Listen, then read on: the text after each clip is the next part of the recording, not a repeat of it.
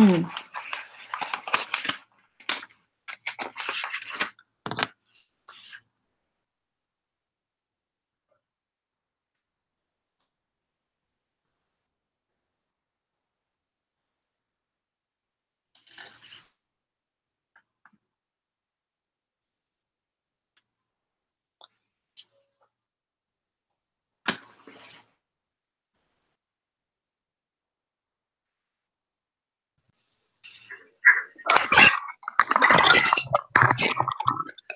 Hi, Irma. I finally got it to work. Hey, hi.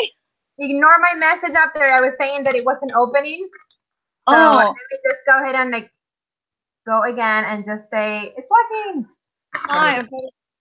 And I didn't get an email, and somebody else said that they didn't get an email either. But I'm thinking maybe if you just put it in the discussion board like you did, I think everyone will get it. Yeah, no, I put it on the board, but I sent an email, and the only one that, let's see, Erwin didn't get it, Ingrid didn't get it, and I guess you're Magdalena? Yes. Okay, I guess you didn't get it. I didn't get it, but you know what? It doesn't really matter as long as the link works. I just wanted to, I wrote some things that I plan on doing this evening, and it looks like Jessica, she and I agreed on what to do, and she's the only one that got it. That's all right. I got the emails from the addresses from the instructor a week ago. Either I didn't write them correctly or something, but anyway, well, not a big deal. I figure as long as everyone can just click the link, we're good, right?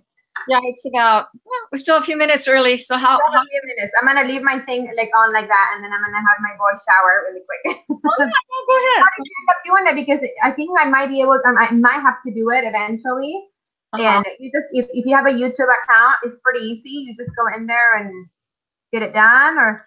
Yeah, I logged in a while ago, but I had never done this before. Yeah, me neither. I've done the regular Google, but this actually records everything. Got it. So are you in charge of recording today? Yeah, I mean, we're broadcasting now. Yeah. So once we're off, it just records it, and then the teacher will be able to get that link and play it, and you can look at it too. Oh, so you don't have to press anything to record it? No, the instructions said we didn't, that it automatically does it, because I thought, oh, what do I do next? Oh, got it. So that it automatically, we're going to read that. It was on the, let's see. It was on this instruction. Got it, yeah. Because like, I think I remember, like, you know, reading, and we've done in the other ones, that the last 2 minutes, you have to record. You know, like when like the person reads everything, the summary that we have done. And it should, I didn't check to see if it was unlisted. I had it has to be unlisted or public. How do I do that? I would just ask when they come in. Yeah. But I do remember like the other person, when we've done it the last 2 times, the last 2 minutes when the person in charge of writing the summary, they say, okay, the last 2 minutes, you have to record those last 2 minutes. So I don't know how they do that. It's supposed to automatically record, but hi. Ingrid. So let's see, there's 6 or 7 in our group. Yeah. Hey, Ingrid, when in the last 2 minutes when we read the summary, does she have to press a button to record those last 2 minutes, or how does that go? Well, I think that we are live right now. Got it. So on here, it's automatically records. And so long as you have it on public or unlisted, the teacher will be able to use it. And we're supposed to tell each other's name at the beginning of class and then at the end. And who did we decide is going to do the summary? I'm doing it. Okay. Now, I don't know. Normally, it's not live until you click live, so I'm not sure. But then whenever we click live, we're supposed to say our names. Yeah, so oh well.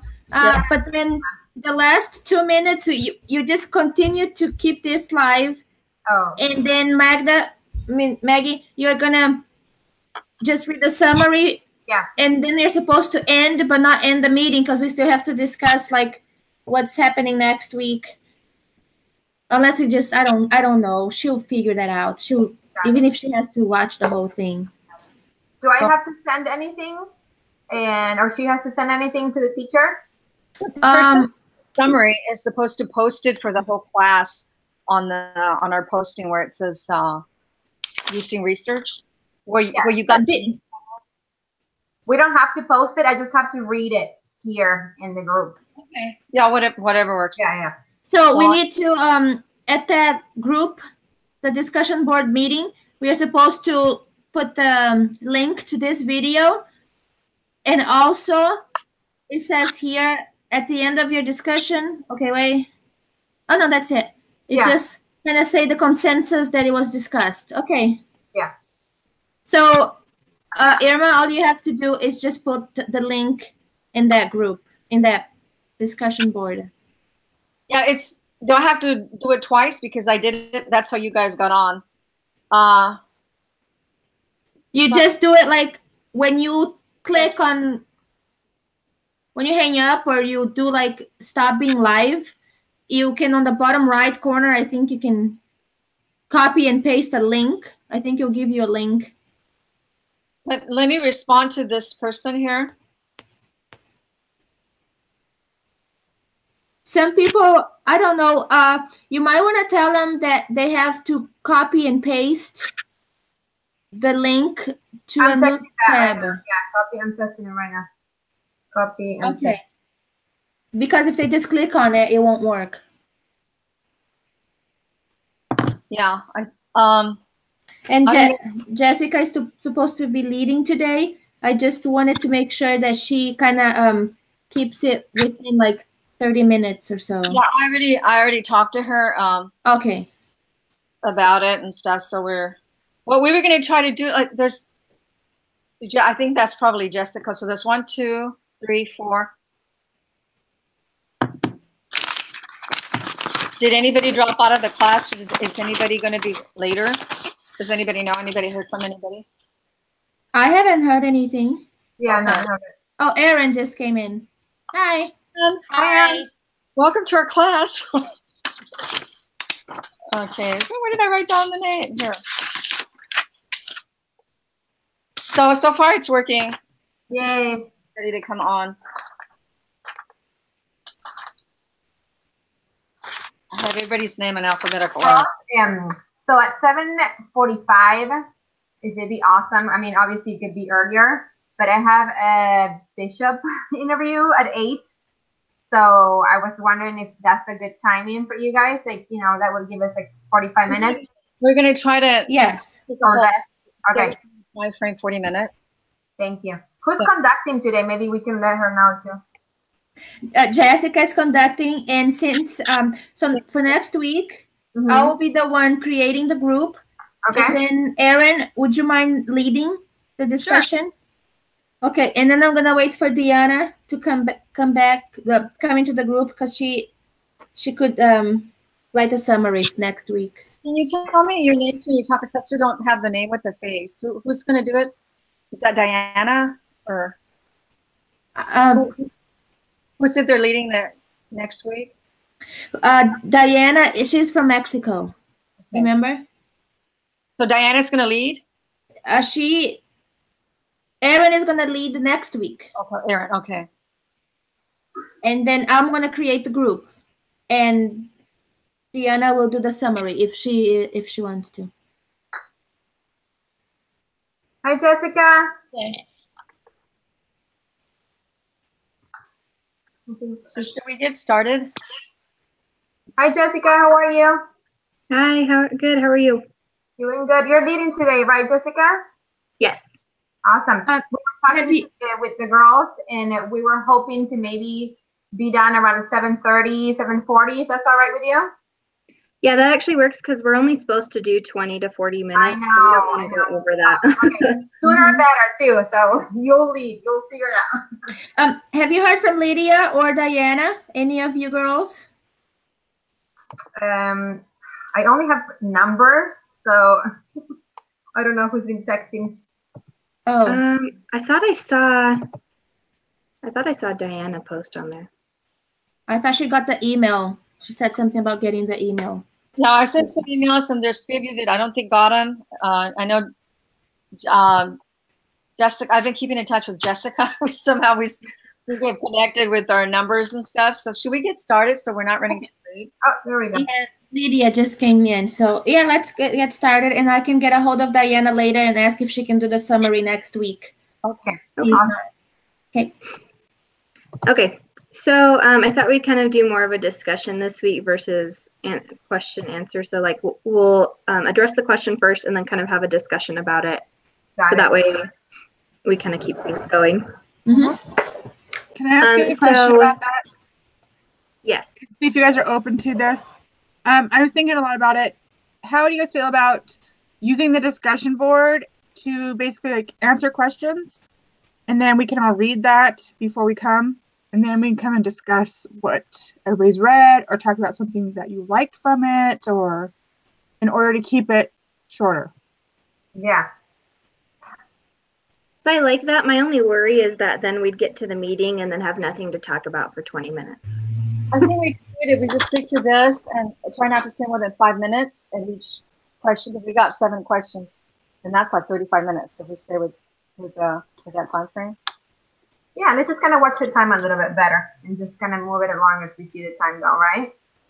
And I think we'll learn from each other instead of one person just going through one question and there's some really dialogue. Sounds great. Okay. So number 1, who's starting with? Are we scoring in alphabetical order? I'll just read the question and we can kind of open it up and see. All right. Okay. What we think. So the first one is about the evaluating research article. And it's, what do you think it means that all people are entitled to their own opinions, but not to their own facts? Well, so, I don't think you can argue with opinions.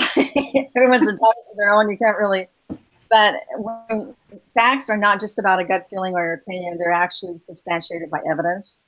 So you can't deny evidence, and especially if it's someone that posted something or did research, and it's credible. Then you got to go with the facts. So, yeah. You know. Well, and even like it showed in the little Who Wants to Be, or the millionaire video down below, it was saying like, George Washington is the 26th president. It's like, well, there's facts that is not, even though everyone has this opinion that it is, it will never be that way. That's real peer pressure, wasn't that? Yeah. Yeah. I think sometimes with when it comes to opinion versus fact, that some people think their opinion is fact when it's argued, because sometimes they actually believe what they're saying is true, but they don't have anything to back it up, just their personal opinion. I don't know if that makes sense. Yes, I think it does, because people have many different experiences, and one might say that, oh, I did this and this happened. Therefore, when you do that, the same thing is going to happen. But it's based on one person experience, but doesn't mean it doesn't make it a fact. Right. Yeah. It's a little harder, I think, to debate with someone that's highly educated or that's really, we have them in every class or in every Sunday school class where someone manipulates the conversation. Yeah. Because they're really, really smart and they can think really sharply. And so it's hard sometimes to debate with somebody that has a lot of knowledge. But I also kind of like what you read. And Sorry. Go ahead, Lydia. I was just gonna say, it's like reading in a book. So I'm gonna just take this one because I know it well, and that's Harry Potter. And you have Hermione, who knows everything, and they always believe her because she knows everything. Yeah. But research takes time and patience to get the answer, to find the right answer and all of it. Mm-hmm. I think we all live in our own reality too, and we have to remember that when we speak with people that we all come from different backgrounds, and my reality is not the same than yours. And even though you might believe it with all your heart, the other person might see it completely differently. That's why it's good to base yourself with research, facts, and spend some more time looking into things. I think culture definitely plays a big part of it, because your normal is totally different than somebody else's normal, and you can't judge those two things the same. You're never going to be able to judge them as facts because they're so different. Yeah. So I think that kind of ties in with the next question too, where it talks about statements that begin with "I've heard"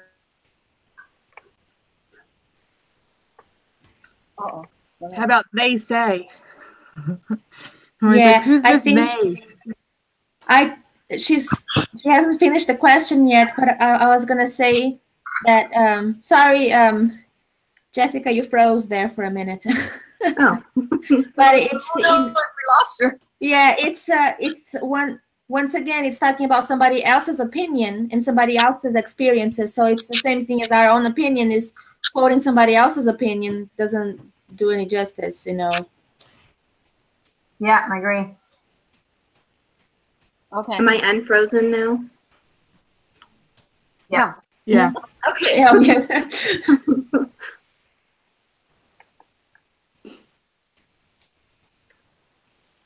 Well, we're Okay. number.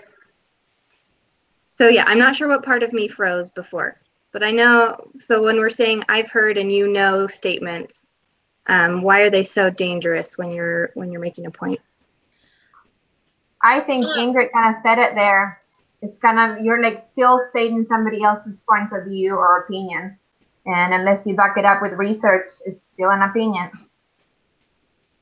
Yeah, even if you're talking about somebody who is very important, and that goes back to the Little Millionaire video. You know, that guy called his sister, who is a history teacher, and her opinion should be considered as truth. But then, you know, obviously that was a funny video, and she said the wrong thing. So even when the person is reliable and credible, but it's still just her opinion. Yeah, I was gonna say, oftentimes, I hear people at church, they'll refer to the brethren say, and you're like, well, which brethren are you talking about? Just saying the brethren doesn't mean it actually came from the prophet or an apostle. But people will say that, and then people will say, like, oh, okay, that must be doctrine, when maybe it's really not doctrine. It's just something somebody's saying and using the brethren as their reliable source. Mm-hmm. I don't remember, because I know sometimes I go, which one said this? Yeah. That's just an easy clause, you know, the brethren. Yeah. One of them. So with the third question, kind of tying it all together, then it says, we've learned the importance of having the doctrine in our hearts. Why do you think it is also important to have good science in our minds and mouths then at that point? My opinion on that. Oh, sorry, Ingrid. Go ahead. You started first. Okay. My opinion on that is that it's great that we have God in our lives because it gives us guidance, what we know we should be doing. But in this world, we can't rely on that. There's a lot of people that don't believe in God or they don't have religion, and they still need light. You know, they still need truth, and they still need to hold on to something. So a lot of the times you can have an argument about something that is really important to you with somebody that is not a believer, but what are you going to do? How are you going to explain it? Are you going to use research? Are you just going to say, oh, because God told us so? Well, they don't believe in God. How are you going to back up your argument? You know? Yeah. And somebody once told me a story, and this is also somebody else's opinion. It's not a fact. But I just really liked what this person said, that religion, it was actually a scientist, but I don't know the name. But religion is like if you close one eye and everything you see is religion, and then the other eye is science. But when you have both, your vision is a lot broader, and you can see better than if you just have one or the other. So that's why I think combining both of them, you know, having the doctrine and having the facts to back it up, it actually complements each other instead of being against each other. You can also have someone that maybe is uninformed or is going based on something that he was told that's a wives' tale or something that was handed down by an older generation. And then you have somebody in there that knows better because maybe they can back that up with evidence. Then that person also loses credibility. It's different from faith. I like to always say, religion has to do with man and the universe, and science has to do with man and the earth. Mm-hmm. And they need to be together. Yeah, I agree. That's cool. Mm-hmm. I like that. So then moving on to like the different videos that we watched. it says, if you were to pick a side on the Common Core debate, strictly based on the information from evaluating research, which would you pick and why? This one I figured we could all do just really quick little, like 1 minute, your opinion on type thing. Who do you want to start? So I can start, and then Lydia, if you want to go after me, that would work. All right. Let's kind of move down. So for me, based on the evaluating research, I feel like I would pick against the Common Core because a lot of things that they were talking about stuck out to me. Like they were saying, what is rigorous? You know, when they're trying to define these different labels, what is rigorous? How do we define that? And then if they're creating the standards, what are they comparing it to? Like there's no research to back up what they're doing.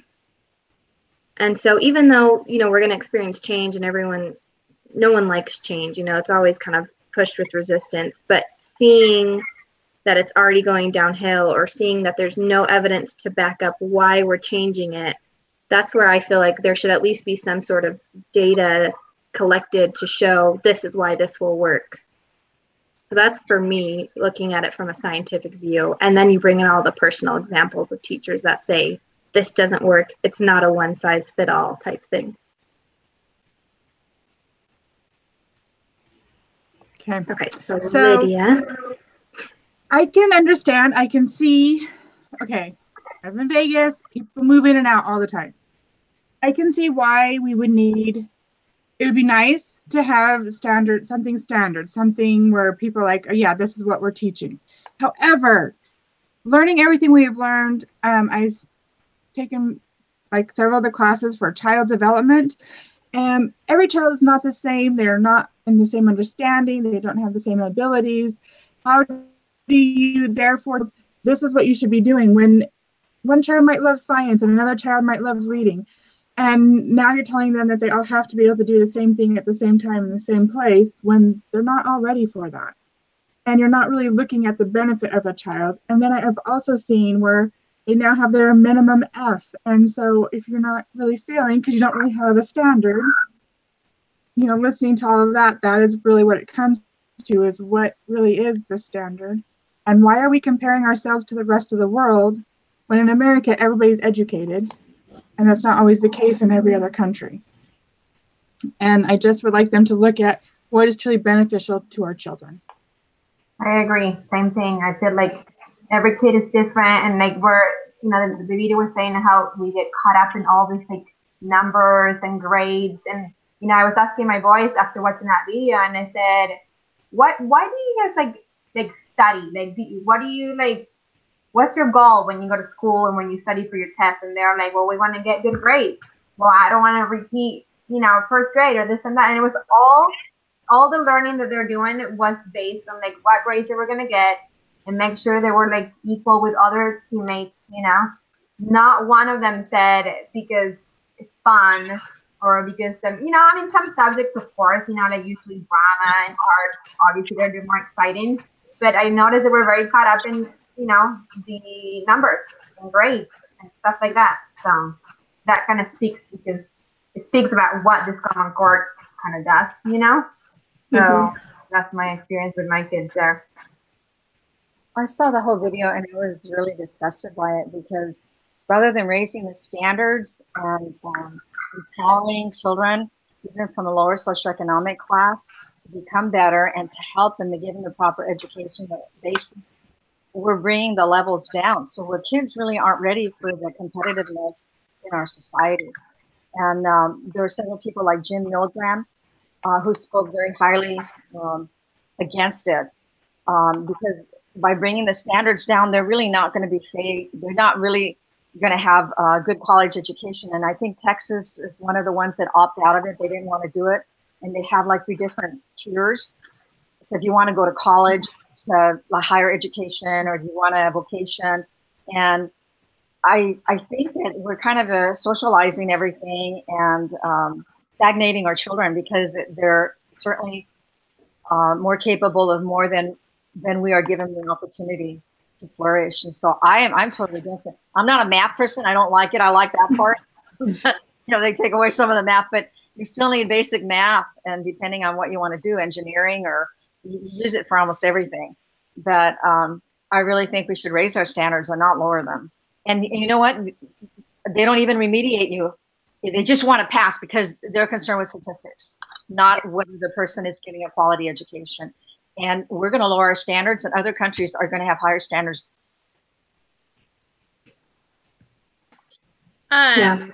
For me, I worked for like 10 years in the public school. So I was working with special ed kids when they rolled out Common Core. And I just remember how much kids, even my own children, all of a sudden were doing really well in math. And then they started struggling because Common Core kind of made it like, here's a box and you have to fit into this box. Your thinking, your problem solving is structured into this box, basically. And sometimes kids have abstract ways of thinking and problem solving and learning, and it doesn't fit within that mold, within that box that Common Core said they needed to learn. And it became really frustrating, not only for the students, but for the teachers, because you can see a child struggling, but you can't help them because you have to teach them Common Core. And it didn't last long. I live in Arizona, and they ended up opting out of Common Core, which was a huge relief because it wasn't working. Kids were really smart. Kids started struggling because they could no longer keep up with this new curriculum that is taking everything they once learned about a subject and now changing it on them. And the old rules are wrong, and the new rules are difficult to understand and adapt to. So yeah, I was not a fan of it. I was going to say, in California, they're not even teaching cursory writing. I was shocked because, I wrote a little thank you. They couldn't read it. We print, but I was shocked. The literature, they're not teaching as much literature. Really sad. Yeah, and in my opinion too, I think their focus on grammar and math, like has been mentioned before, created so everything else was kind of second place. I was talking to some of my children's teachers that were older and had a different way of doing things, and suddenly everything else that they have been teaching couldn't be taught anymore because they had to focus their time on teaching the material for these tests. And I do believe in standards for everything. There has to be certain minimal some goal to reach, but the way that should be provided is not just the only thing that needs to be taught. And maybe they could have offered different ways to achieve that, or increased, like, I don't know. It's the world is not just about grammar, in math. There's some other things too, like manners and things like that used to be part of in cooking, or I don't know, just other things that could help a person develop different talents. But now that's not there because most of their time is devoted to the one thing. I agree. Well, I'm against it, but I do like standards, not the way that it was done. Yeah. I think I like that all of our answers kind of tied in with how developmentally appropriate it is for kids, and how I like that we kind of tied those two together and talking about the way we teach the kids, and that kids, they are still kids, and we can't expect them to just be college ready, in elementary school. And it's just, that's crazy. They're never going to learn that way. They don't all want to go to, not all kids want to go to college. Like, there are kids who really do want to go and build houses, and they don't all want that. And that's why I think, technical schools are just fine. It teaches a skill because they don't all want that. And how ridiculous would it be if we all have college degrees and yet you're the garbage man? I mean, you feel underpaid, underappreciated because somebody has the same education as you has this higher paying job. It's kind of silly because not everybody wants that. college is not for everyone. They don't all love it. You know, they feel this pressure, but then I feel like they leave. I watched my oldest daughter when she graduated. We were 1 month away. I was picking her up from school, and these parents are withdrawing their students. And I'm like, wait, you're seniors. Like, this is it, 1 month. And they're pulling them out because they were just like, why? What's the point? They didn't feel like they could do it.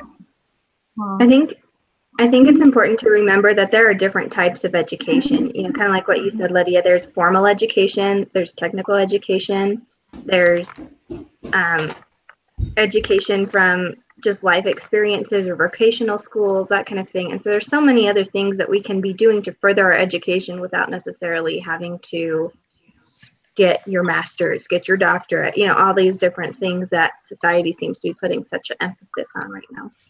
You know, one thing that I like, the school district my children are in, they have this program called EVIT, and it offers when they become juniors and seniors, they get to do release time off campus, and they go to EVIT, and they offer classes like culinary arts and mechanics and, you know, some of these trade programs, so the kids can start earning college credits and learn a trade and not necessarily have to go to a 4-year university, but still have a vocational type of career.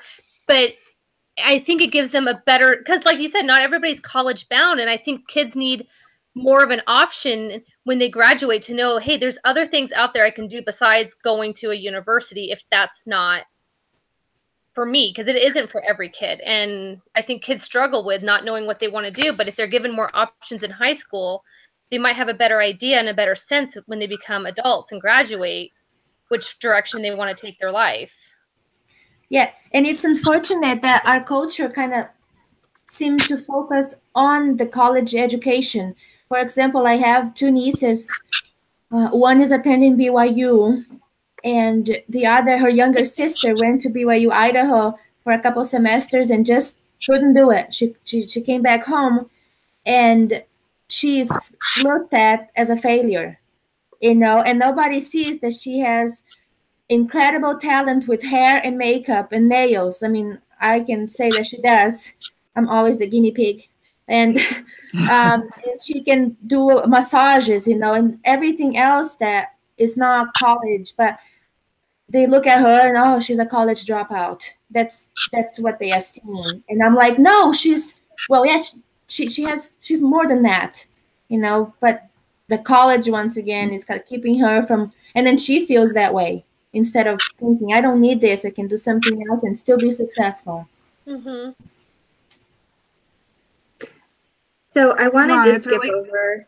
Oh, go ahead, Lydia. No, I was just going to say, it's really funny in my house. I have a son who loves math, but he wants to become a diesel mechanic. So here he is taking physics and mechanicking. It cracks me up, but he loves them. I'm like, do it. Awesome. Yeah. So I wanted to skip over this other. Yeah. I wanted to skip over this other question because I feel like I'd rather focus more on what we can do to combat this, like the threat of our chosen topics and that kind of thing, the threats that we have to the family, because I feel like that's more what this class is about, is how we can be advocates for the family, how we can combat what's happening in the world today. So I want to know what you guys think we can do to help combat that and to help maybe change that social stigma of, you know, college dropouts or expecting kids to suddenly be college ready by the time they're done with 6th grade and that kind of thing.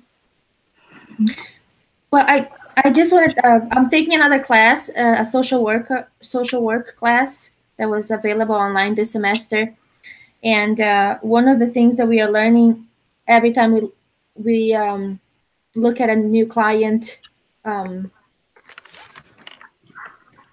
profile is to kind of focus on the strengths of that person. And I feel like if somehow we could advocate for that, we could look at strengths that everybody has and help them develop that and help them see that they can be successful and they are important and they can contribute in their own way, instead of doing the box that somebody mentioned earlier, that's what it is, and period. If you're outside of the box, there's something wrong with you, you know. So kind of building on strengths. I'm not sure exactly how we can do that, but I think that people feel they feel like they can succeed if they can see that in themselves. I was gonna say, like, how we can maybe combat some of this, you know, stuff on like college education for kids and helping them not feel so stressed. I was actually just having a conversation with my oldest the other day. We were registering for his classes for his junior year in high school, and he was really freaking out about if he was taking the right classes, and am I going to be able to go to BYU? Have I been taking all the right classes, or did I screw up my schedule? And his guidance counselor did not help him at all. He had a meeting with his guidance counselor to see what courses he needed to take to make sure he was on track. And the guidance counselor didn't help at all. And I think sometimes, like on the school level, those guidance counselors maybe need to be a little bit more spend a little bit more time with each kid and really trying to figure out what is this kid's true goal. Like my son, he wants to go to college. He really wants to go. So maybe the guidance counselor can say, hey, let me help you figure out your career path. Whereas in another kid who goes into a guidance counselor and says, you know what, I don't think I want to go to college. What are my other options? I feel like these guidance counselors are just like, it's like fast food service, in and out, in and out, in and out with these students, and they're not really giving them the time they need to get the help they need. So I was sitting down with him trying to tell him, it's okay, calm down. There's lots of options out there. If you don't get into BYU right off your mission, you know, there's other options. There's the Pathway program, or there's, you know, community college, and there's other avenues you can go and do. But I don't feel like these guidance counselors are letting these kids know all of their options, so then they become very stressed out. And I feel like you're 16, you shouldn't be stressed out. One thing I appreciate, because I work at a school, and our principal is very good at acknowledging how important every job is. And I think that is really what we need to do. You know, custodian's job to clean up after you. That's your job, to clean up after you. And how she listens and appreciates each and every employee. And so I think that, and then we had a student, he's in 8th grade, and his dad, he's like, my dad told me only failures become custodians. And I feel like we need to help change those attitudes. Because if we need each other in every society. We need everybody. And if we treat every job like it's an important and valuable job and start trying to teach that, I think that would go so much further in helping improve society. I think that look what happens when the people that collect our trash won't strike. I work in an airport, and I just feel like we need people that will do cleaning. And there's some people that come from third world countries that have not had the opportunity for college or an education, and they're just surviving. So, you know, they're just grateful. And if it's an honest job, they're not peddling drugs, you know, whatever you do, wherever you stand, you know, stand tall. And I think one way to change is to being involved in the schools with our children from the time they're little, being involved in the schools, PTA meetings. Do they still have PTA meetings? Yeah. You know, being involved in that sort of stuff in the community, and our church really promotes that. And, you know, it's like this common thing. Nobody knew. All of a sudden it's voted, it's done in secret. And here now the schools are made to partake of that, the states, because they're not going to get money. And that's the only way they're going to get money, if they ratified that. And, you know, so if we're not involved, we don't know what's going on. By the time our kids go to college is like, might be a little too late. Yep, you're right, Irma. Okay, girls, I kind of have my summary. If you guys feel like, Jessica, do we have anything left? No, I wanted to focus on that question, I think, the most. I think we really did a good job at covering that. And, you know, just really quickly, I think something that I kind of picked up from all of you guys talking was that it's really a personal level. It really starts at home. It starts with our own kids. It starts with getting involved. You know, these little small actions that make up such big changes. And so I think it just shows the importance of the family. It shows the importance of being involved in our kids' lives and knowing what's going on at school and that kind of thing. So, yeah. Jessica, before you do this, you were supposed to announce our names, and then at the beginning and at the end. I do also want to mention that Diana was trying to get in and couldn't get this link to work. So I feel kind of it's not like she wasn't available. Maybe we can tell the teacher that and have her watch the link, but then have her be count as participation, you know, because she did have on the discussion board, she was saying, hey, everybody there, help, you know, and we just couldn't get it to come in somehow. Okay, I'm gonna read the summary, girls, and then we can say your names at the end, okay? Okay, so we started with opinions and what we thought opinions meant compared to facts. Opinions are not arguable, and facts are backed up by evidence. So when you're having a conversation and, you know, we're all so different and we have different experiences, we are going to have different opinions. We have different realities, but it's worth to spend the time to look things up and learn and research, especially nowadays that we have the opportunity to have research so easily in the computer and the internet. So that's basically what we talked about, opinions. And then we moved on onto doctrine, and why is it important to have doctrine and science, and what can we just have one and not the other one? And I wrote down here that doctrine is important, but we have to be able to back up an argument with not just the doctrine. Science is important too, especially when we're speaking to people that are not of the same faith or that don't believe in God. And they both complement each other. So that was really important to notice that. Then we moved on to videos, and especially the Common Core video. We pretty much all agree that we were sort of against Common Core. Some of us share that one of the reasons is because there's not enough research or evidence backing it up, not enough data saying that it's successful and it's good for kids and teachers. We agree that it's nice to have standards and protocols, but we also realize that not all children are the same. We are all different. They're all different.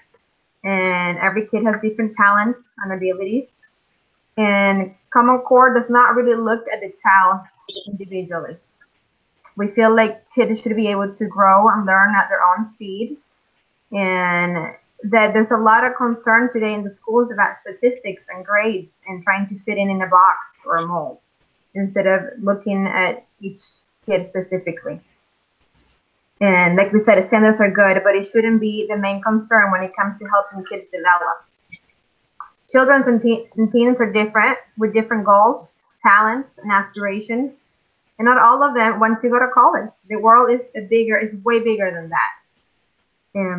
As family advocates, we agree that we can help make a change by being part of the society, by being part of the schools, by starting in our own home, and help kids and youth understand that there's more out there, and we can help them focus on their strengths and help them develop those strengths, and let them know that they're unique, that they're important and special, and that they should look into all the options that the world has to offer, not just going to college. There's more than that.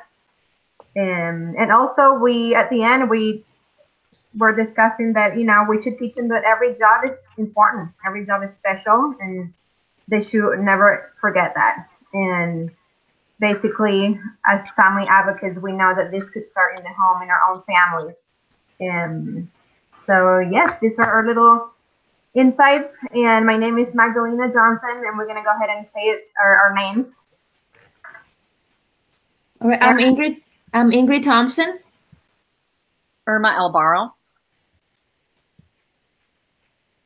Erin Westberg. Lydia Keel. And I'm Jessica York. Okay, we're all good. I don't know what we have to do now. No, I think that's it. That's it. We're all set. Is anybody starting on the research paper? No. No. It's due Monday. I haven't either. Okay. So I've Irma, just just been dreading that when one. you Girl, put it was the a link. pleasure. I have to I have a bishop interview for my tap to recommend. All That I have to get to. Thank you all. It was a pleasure, like always. All Good right. night. Bye. Good night. All right. So okay, yeah. So Irma, when you put the when you post the link, just mention that Diana couldn't get in, but she was willing to participate. He was trying. Yeah. Okay. All Don't worry right. about it. All right. Okay. You see, guys. I'll do the group next week, and I have your emails already. So we'll see you Thursday. Okay. Bye. Bye. Bye.